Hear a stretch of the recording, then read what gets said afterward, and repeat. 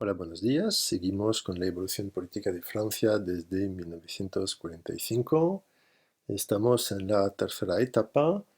Las instituciones de la Quinta República pasan la prueba del tiempo. Hablamos de las alternancias en el poder, de las cohabitaciones. Hemos presentado el primer caso, la alternancia, con el paso de una mayoría de derecha a una mayoría de izquierda, y nos queda por evocar la situación de las cohabitaciones. En 1986, elecciones legislativas se producen, elecciones legislativas que dan la mayoría a la derecha. Entonces tenemos un presidente de izquierda que pierde la mayoría parlamentaria, que pasa a la derecha. Es una mayoría nueva, pero limitada. Lo que pasa es que el gobierno había decidido cambiar el escrutinio, pasar del escrutinio uninominal, mayoritario uninominal de 2 vueltas, a un escrutinio proporcional. ¿Por qué? Porque el escrutinio mayoritario uninominal es un sistema que favorece muchísimo a los grandes partidos y a los notables locales, porque es un voto a favor de una persona. Y es difícil para pequeños partidos obtener una mayoría y entonces obtener diputados.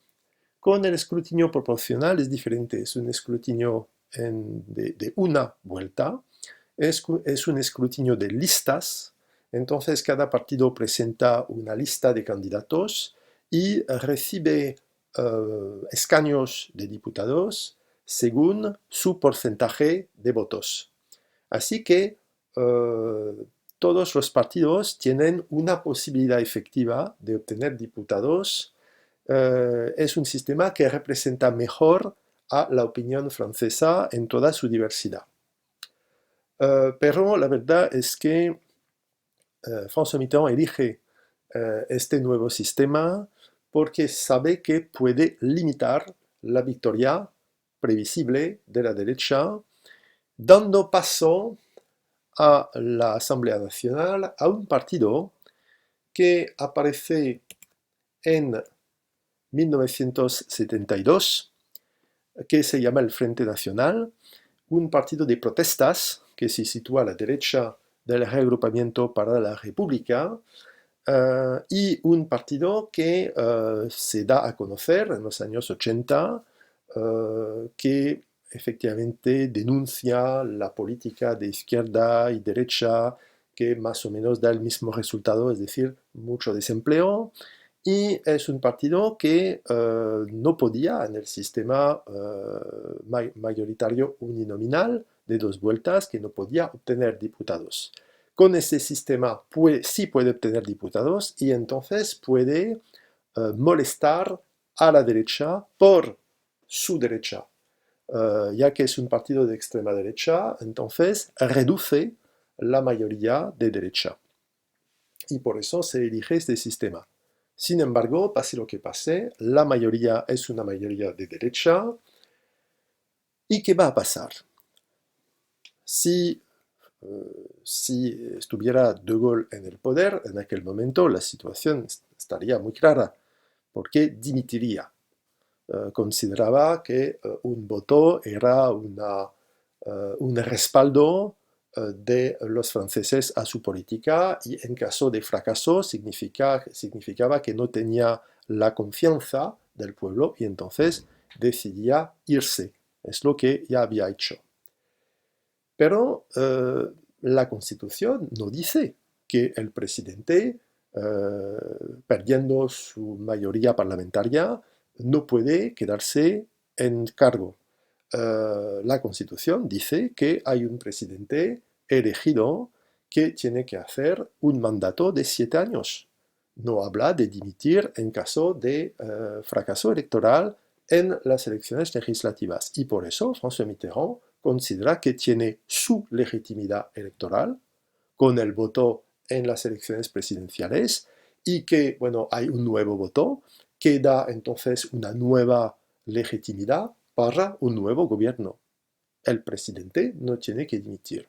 Por eso François Mitterrand decide quedar en su puesto de presidente, pero tiene que nombrar al líder de la nueva mayoría, es decir, el líder del partido con más diputados. Y este partido, sin lugar a dudas, es el Reagrupamiento para la República. Su líder es Jacques Chirac y por eso François Mitterrand nombra a Jacques Chirac como nuevo primer ministro. Va a ser un periodo difícil porque Jacques Chirac quiere, por supuesto, aplicar su política, que no es la política de François Mitterrand. Entonces existe lo que se nota en el dibujo de Plantu, que hace referencia al muro de Berlín, que entonces no había desaparecido. Es una situación tensa entre los dos hombres. Jacques Chirac quiere aplicar su política porque piensa que en caso de éxito frente a la crisis económica podría volverse presidente en la elección presidencial siguiente, mientras que François Mitterrand quiere defender el papel del presidente, quiere defender el culto privado del presidente, es decir, defensa, asuntos exteriores, y quiere también aprovechar las dificultades y las divisiones del gobierno. Sin embargo, la Constitución dice claramente que el jefe del gobierno, el primer ministro, conduce la política del país y aplica una política neoliberal, una política que parecía funcionar en Estados Unidos, que parecía funcionar en Reino Unido también. Entonces decide privatizaciones de empresas como bancos que fueron nacionalizados, decide también recortes de gastos públicos, entonces limitar los gastos del Estado, limitar la deuda del Estado, decide otorgar a las empresas un despido más fácil, espera que así las empresas puedan, bueno, despedir, pero también contratar sin vacilar. Si saben que pueden despedir, se dicen que pueden contratar y que en caso de problemas, en caso de coyuntura difícil, pueden despedir.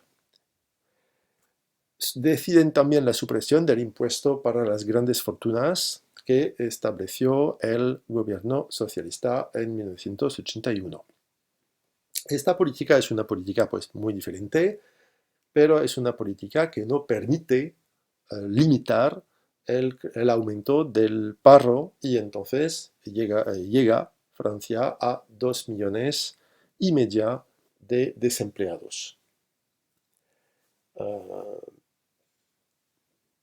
Llegamos entonces en esta situación difícil para el gobierno porque al fin y al cabo no logra limitar y menos reducir el paro. Llegamos a la elección presidencial siguiente. En esta elección presidencial, François Mitterrand se presenta otra vez. Se presenta con el eslogan Francia Unida, es decir, que bueno, se presenta como el hombre que puede reagrupar a todos los franceses, el hombre que defendió los derechos sociales de los franceses frente a un gobierno neoliberal y además propone con este eslogan una apertura política de la izquierda hacia el centro izquierdo y, por qué no, el centro derecha. Jacques Chirac, mientras tanto, se presenta como un político voluntario que puede hacer la política que Francia necesita para ir adelante y salir de la crisis. Como es de costumbre, ya lo sabéis, desde 1974, se produce un debate en la televisión entre los dos candidatos que acceden a la segunda vuelta. Este debate pasa el 28 de abril de 1988. entre pues François Mitterrand y Jacques Chirac, y lo vais a ver, la relación es una relación tensa y existe un combate que empieza con la cuestión de saber cómo llamarse uno al otro. Se nota que efectivamente existe ya una lucha de vocabulario y lo que pasó es que François Mitterrand llamó durante todo el debate a Jacques Chirac señor primer ministro.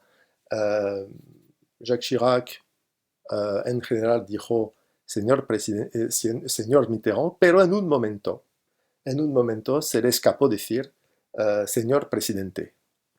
Y bueno, eso es un símbolo, a lo mejor, de lo que pasó concretamente, es que François Mitterrand ganó las elecciones con algo como un 54% de los votos, y lógicamente entonces el presidente reelegido disuelve la Asamblea Nacional para tener una mayoría y aplicar pues, la política de su bando.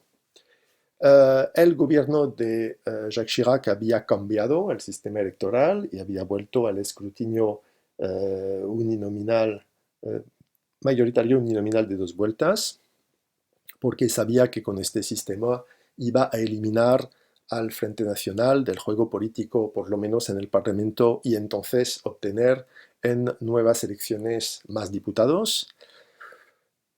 Sin embargo, la izquierda obtiene la mayoría, pero es una mayoría incierta. Lo que pasa es que, bueno, hay un número importante de socialistas, algunos comunistas, y bueno, la pertenencia de estos comunistas a la mayoría es una cuestión delicada, es una mayoría un poco dividida, y por eso fue necesario durante este periodo de 5 años, fue necesario imponer leyes con el artículo 49.3 de la Constitución, que hace que el gobierno puede presentar una ley, hacer votar esta ley sin cambio, pues si el Parlamento, si la Asamblea Nacional no decide censurar el gobierno. Entonces, en esta situación, la mayoría tiene que elegir entre censurar el gobierno y aceptar la ley. Como no quieren y no pueden, por motivos políticos, censurar el gobierno, porque habría nuevas elecciones y pueden perder su escaño en caso de nuevas elecciones, nunca censuraron al gobierno. Pero era una mayoría muy limitada. En esta nueva mayoría, entre estos diputados, 2 nuevos diputados socialistas entran en la Asamblea. Se trata de 2 políticos que veremos de nuevo más tarde. Son pareja en la vida privada. Se trata de Ségolène Royal y François Hollande, que entonces se vuelven diputados en 1988. En cuanto a François Mitterrand, tiene que elegir un primer ministro, elige a Michel Rocard, que es socialista, es un hombre que da muchas esperanzas, muchas ilusiones en su bando, pero la verdad es que es un político que tiene relaciones difíciles con el presidente. La verdad es que los 2 hombres se odian y que el presidente desprecia profundamente a Michel Rocard. Y se cuenta que François Mitterrand decía, por supuesto en privado, je vais lever l'hypothèque en quelques mois, tout le monde comprendra que c'est un incapable.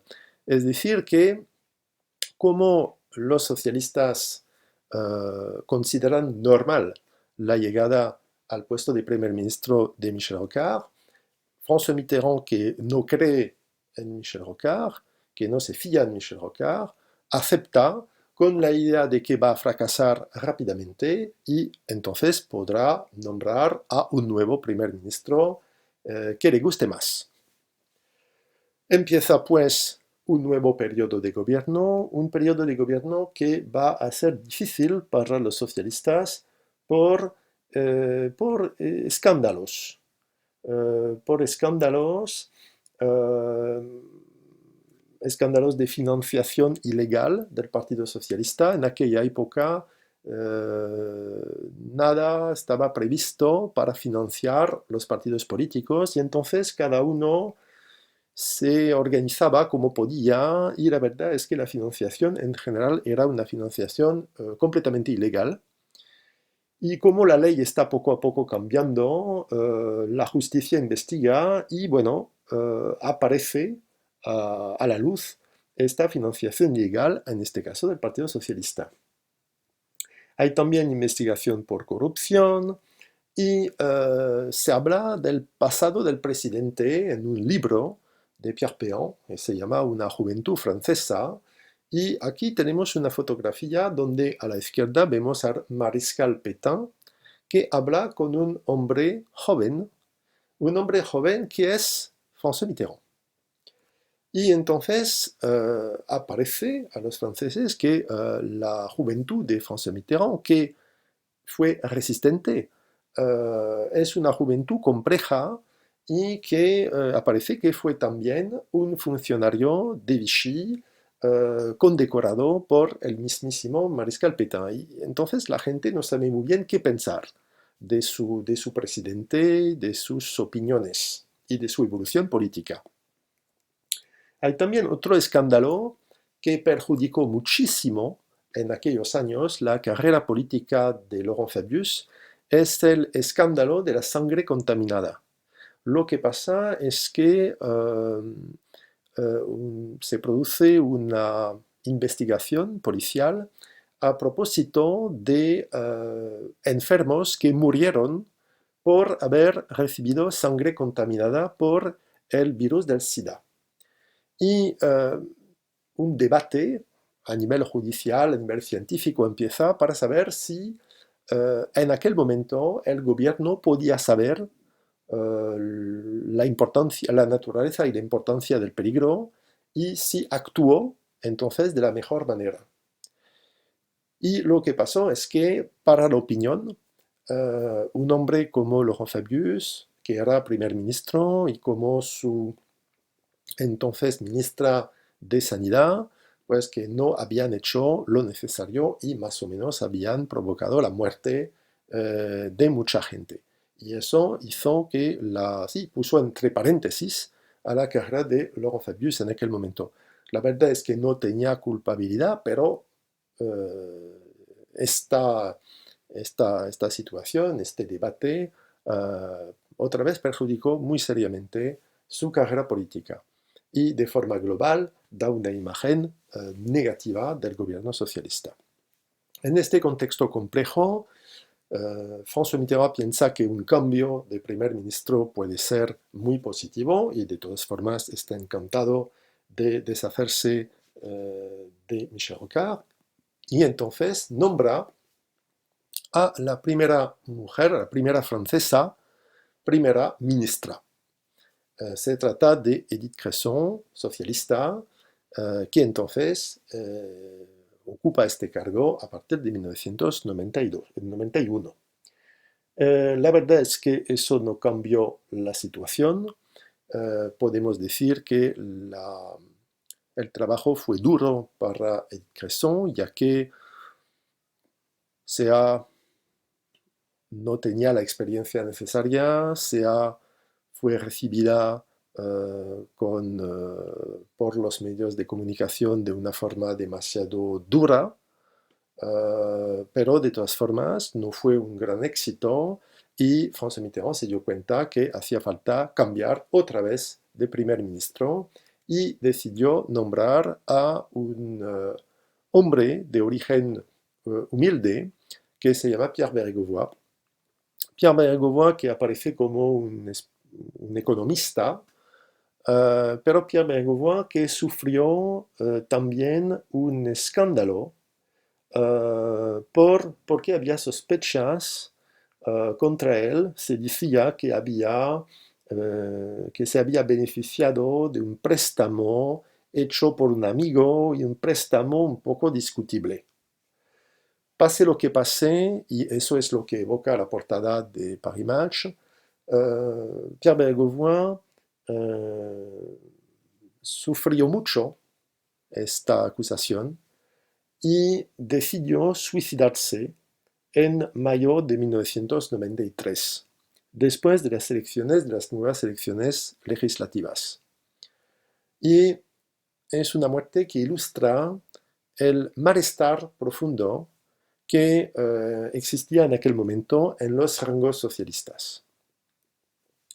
Un malestar profundo y un malestar profundo pues por el sentimiento de fracaso y por el fracaso electoral impresionante que pasó en marzo de 1993. Y la verdad es que Pierre Bergouin se suicidó porque pensó tener una cierta responsabilidad en este fracaso. Pues en marzo de 1993 la izquierda pierde la mayoría,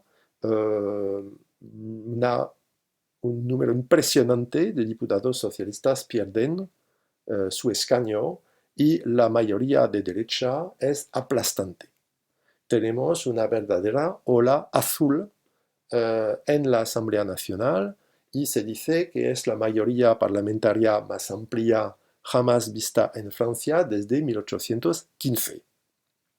Y es verdad que es una mayoría muy impresionante. Muy impresionante. En esta mayoría domina otra vez el reagrupamiento para la República y sería lógico para François Mitterrand elegir otra vez a Jacques Chirac, que es líder del RPR. El problema es que Jacques Chirac se ha aprendido la lección y no quiere volver al puesto de primer ministro porque quiere prepararse para la elección presidencial y se dice que si otra vez se vuelve primer ministro, no tiene ni una oportunidad para llegar a la presidencia. Entonces, otro miembro de su partido, Édouard Balladur, entonces muy poco conocido, que trabajó con Georges Pompidou en su tiempo, llega al puesto de primer ministro. Y empieza entonces una segunda cohabitación entre François Mitterrand y Édouard Balladur. Una cohabitación que pasó mucho mejor que la cohabitación con Jacques Chirac, como lo muestra Plantu en su dibujo. ¿Por qué? Porque a primera vista, Édouard Balladur es un político con una envergadura más limitada que Jacques Chirac, poco conocido y que entonces no es un candidato natural para las elecciones presidenciales.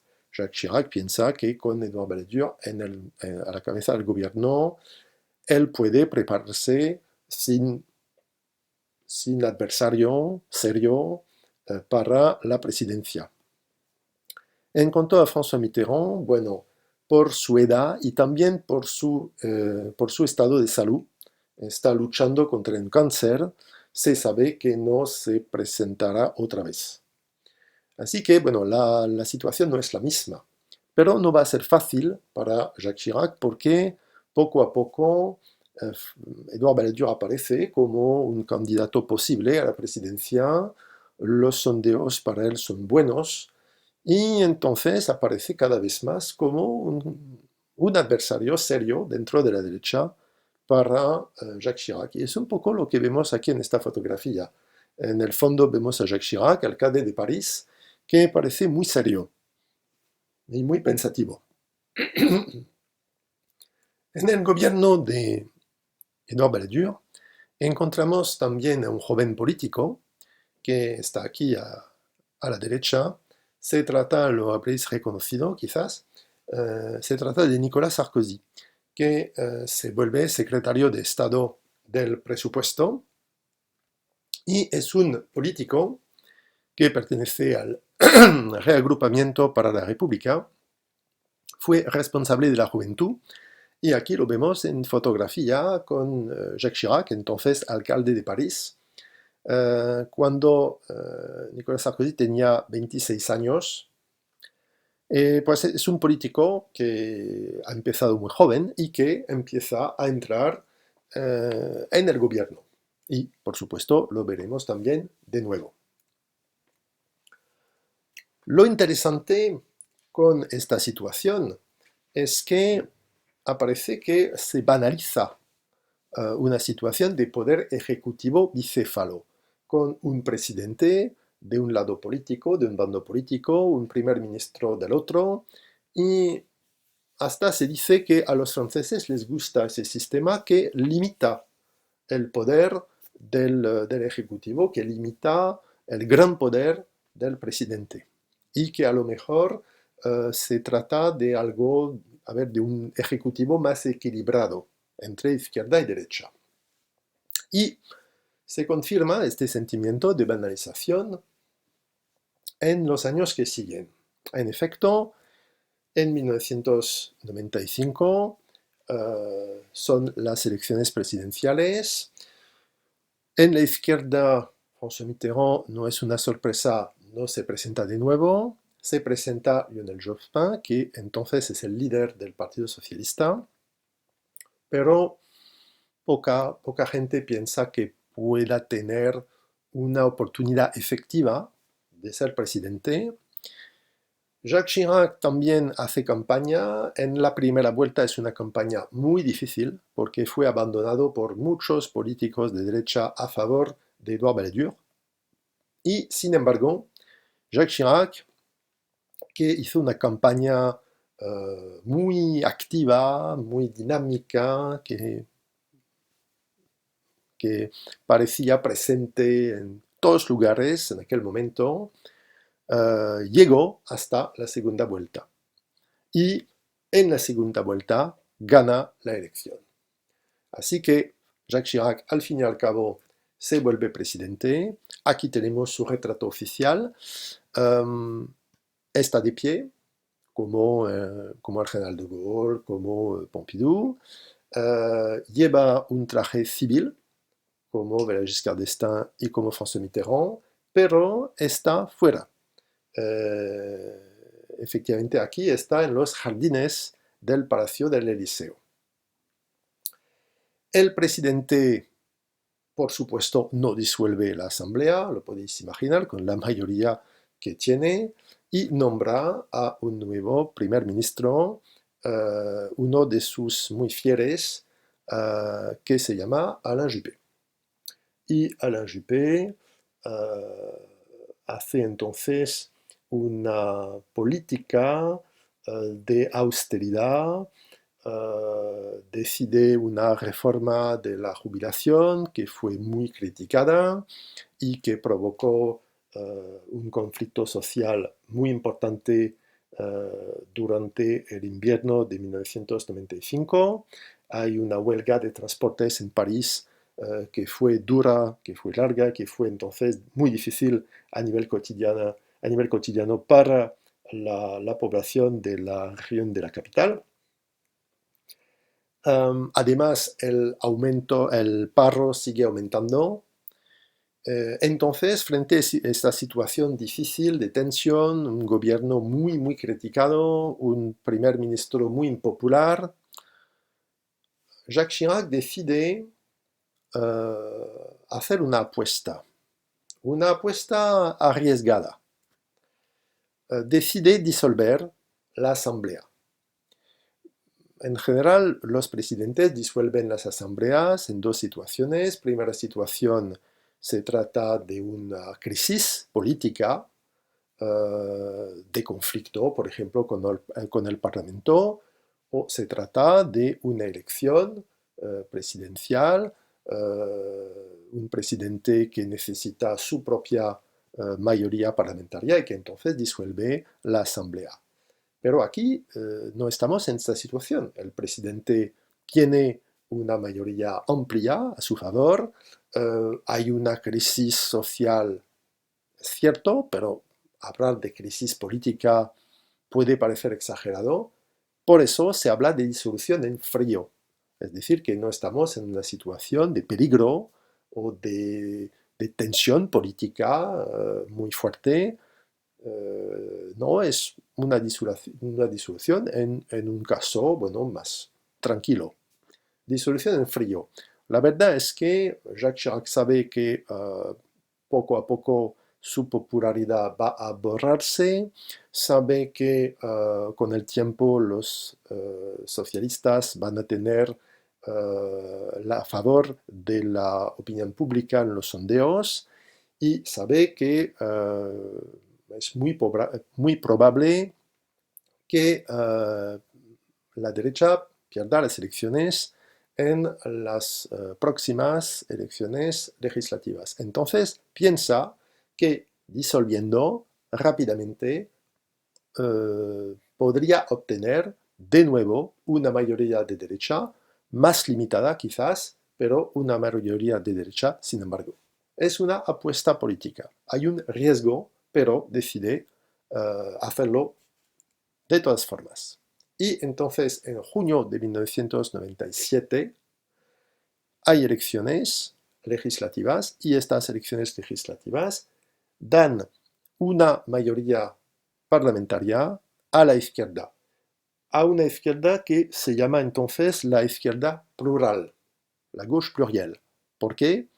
Porque es una mayoría compuesta, es una mayoría con comunistas, socialistas, radicales de izquierda, con ecologistas, los verdes, con un movimiento de los ciudadanos, que es una especie de partido de centro-izquierda. Entonces es un grupo compuesto con diferencias ideológicas, pero es una mayoría de todas formas. ¿Qué va a hacer Jacques Chirac? Jacques Chirac es el jefe, viene del bando gaullista y podríamos pensar que iba a dimitir, como lo habría hecho el general de Gaulle. Pero Jacques Chirac decide hacer lo mismo que François Mitterrand. Decide quedarse en su puesto y nombrar a un primer ministro que sea el jefe del partido principal de la mayoría. El partido principal de la mayoría es el Partido Socialista. Entonces, Jacques Chirac nombra a Lionel Jospin primer ministro. Y es una cohabitación más larga que empieza, porque ahora estamos frente a una cohabitación de 5 años. En efecto, la disolución interviene después de 2 años de mandato presidencial. Uno puede dudar de la voluntad del presidente de intentar de nuevo este tipo de apuesta, disolver. Entonces se sabe que iba a ser un periodo de 5 años de cohabitación, un periodo que aparece favorable para el nuevo gobierno porque es un periodo de crecimiento, después de periodos de años de dificultades, es un periodo de crecimiento que puede aprovechar el nuevo gobierno para hacer una política de reflación. Es el momento en el que se votó la ley de las 35 horas semanales de trabajo, se favorece también el empleo de los jóvenes. Es un periodo entonces de poder bicefal más largo que el que Francia había conocido con las dos cohabitaciones entre François Mitterrand y una mayoría de derecha. Se acercan, después de 5 años, se acercan las elecciones presidenciales. ¿Qué va a pasar? Bueno, es lo que veremos en el video que viene y con esto se acabó.